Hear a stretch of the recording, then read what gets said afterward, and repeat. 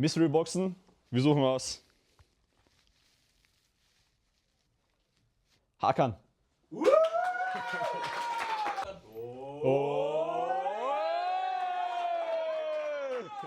Vier Step oder? Wie viel verkaufst du? Ich dachte kurz Fehler.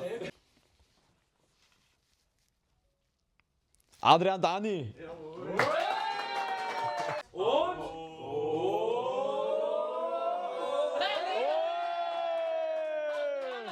Das ist alles! Zeig andersrum, Dreckinger, ne? Momo.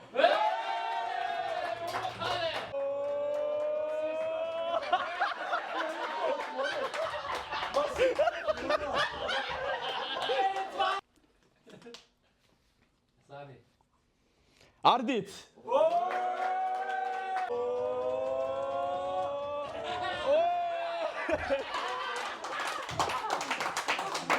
Sani kommt her. Jetzt wird neu dazu. Unser Goalgetter, Sani. Da, Bruder, da. Scheiße, oder? Ich wusste es. Sani, Bruder! Das ist Hilfresh. Bruder, was ist das? St. Pauli? Wallah, ich hoffe besser als das, Wallah. Ich wünsche mir einen. Simon. El Capitano.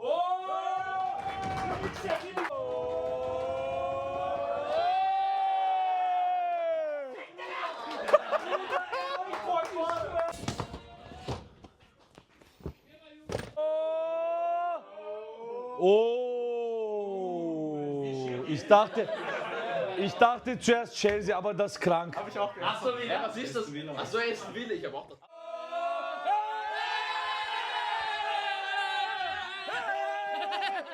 Wir sind Kapitän.